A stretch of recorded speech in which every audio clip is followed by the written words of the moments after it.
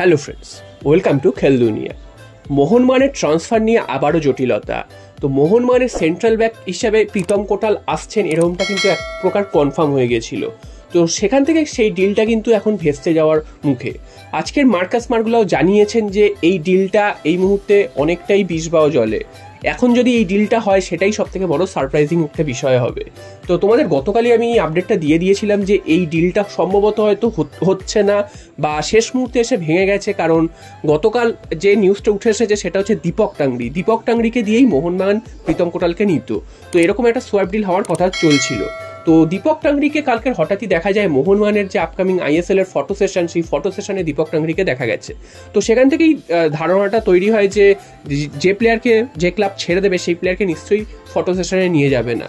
তো ফটো সেশনে নিয়ে যাওয়ার অর্থই হচ্ছে দীপক টাংরিকে মোহনবাগান রিটেন করবে। তো সেক্ষেত্রে তাহলে মোহনবাগান কোন প্লেয়ারকে ছাড়বে? মোহনবাগান অভিষেক সূর্যবংশীকেও ছাড়তে রাজি ছিল না, এবং দীপক টাংরি তাকে তো কালকে ফটো সেশনে পাঠিয়েছে, অর্থাৎ তাকেও ছাড়বে না। তো সেখানেই প্রশ্ন উঠেছিল তাহলে কি প্রীতম কোটাল আসছে না? এবং কেরালা কিন্তু নাছোড় বান্দা ছিল যে প্রীতম কোটালকে যদি নিতে হয় মোহনবাগানকে, তাহলে কিন্তু কোনো প্লেয়ারকে ছাড়তে হবে। সেক্ষেত্রে তারা প্রথমে অভিষেক সূর্যবংশীকে দাবি করেছিল এবং তারপর সেটা কিন্তু দীপক টাংরিকে দাবি করছে। তবে দীপক টাংরি যেমন খেলোয়াড়, সেই হিসাবে দীপক টাংরিকে ছাড়াটা মোহনবাগানের জন্য বোকামি হবে, এবং সমর্থকরাও কিন্তু তার বিরুদ্ধে বলতে শুরু করেছিল। কারণ মোহনবাগানের দীপক টাংরি যে পজিশনটায় খেলেন অর্থাৎ ব্লকার হিসেবে, সেই ব্লকার পজিশনে মোহনবাগানের ভারতীয় প্লেয়ার বলতে সে অর্থে কেউ নেই। গ্লেন মার্টিন্স আছেন, তবে গ্লেন মার্টিন্সের যা অবস্থা তাতে কিন্তু দীপক টাংরির বিকল্প হিসাবে কখনোই ভাবা যায় না। তো সেক্ষেত্রে দীপক টাংরির ভূমিকাটা কিন্তু যথেষ্ট, যেখানে মোহনবাগানের ডিফেন্সের এই মুহূর্তে এই অবস্থা।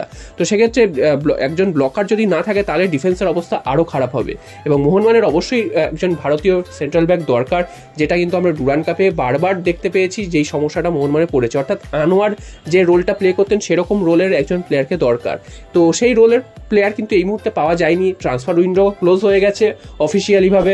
এখন যদি কোনো প্লেয়ারকে নিতে হয় তাহলে তোমরা জানো যে সেই প্লেয়ারটাকে সেই ক্লাব থেকে রিলিজ নিতে হবে, ফ্রি প্লেয়ার হতে হবে, তারপর কিন্তু মোহনবাগানকে সই করাতে হবে। তো প্রীতম কোটালের আসার সম্ভাবনা তৈরি হয়েছিল। প্রীতম কোটাল নিজেও আসতে চাইছিল, মোহনবাগানের নিজের ঘরের ক্লাবে ফিরে আসতে চাইছিল। তবে শেষ মুহূর্তে কেরালা ব্লাস্টার্স কিন্তু বুঝতে পেরেছে যে মোহনবাগান এই সময় বিপদে পড়েছে। তো এইখানে কিন্তু একটা গেম খেলতে চেয়েছিল কেরালা ব্লাস্টার্স। তো প্রীতম কোটালের বদলে কিন্তু একজন প্লেয়ারকে কেরালা ব্লাস্টার্স চাইছিল। তবে মোহনবাগান ম্যানেজমেন্ট কিন্তু কোনো প্লেয়ারকেই দিতে আগ্রহী নয়। যদিও অভিষেক সূর্যবংশীকে মোহনবাগান প্রথমে ছাড়তে চাইছিল না, তবে তার এই বছরের পারফরমেন্স কিন্তু খুব একটা আহামরি নয়। গত বছর তিনি খুবই ভালো খেলেছিলেন এবং নজর কেড়েছিলেন। তবে এই মরশুমে এসে আমরা যদি দেখে থাকি তাহলে সিএফএলেও তিনি খুবই খারাপ খেলেছেন, এবং ডুরান্ড কাপে যে কটা ম্যাচ খেলেছেন সেখানেও তিনি নজর কাটতে ব্যর্থ হয়েছেন। তো সেটাও একটা চিন্তার বিষয় যে তার ফর্মটা হঠাৎ পড়তি, এবং সেই প্লেয়ারকে ছেড়ে কি প্রীতম কোটালকে নিলে মোহনবাগানের লাভ হতো? তো তোমরা কি মনে করো যে এই ডিলটা হলে কি ভালো হতো, নাকি দীপক টাংরির ডিলটা হলে ভালো হতো? তবে এই মুহূর্তে দাঁড়িয়ে যা মনে হচ্ছে এই ডিলটা সম্ভবত ক্যান্সেল হয়ে যাচ্ছে, এবং এর আগেও কিন্তু এরকম ঘটনা অন্যান্য ক্লাবের ক্ষেত্রেও হয়েছে যে ডিল প্রায় ফাইনাল হয়ে যাওয়ার পরও সেই ডিল কিন্তু ক্যান্সেল হয়ে গেছে।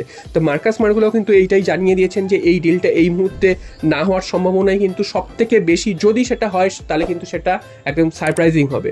তো তোমাদের কি মতামত এই বিষয়ে তোমরা অবশ্যই কমেন্ট করে জানিও।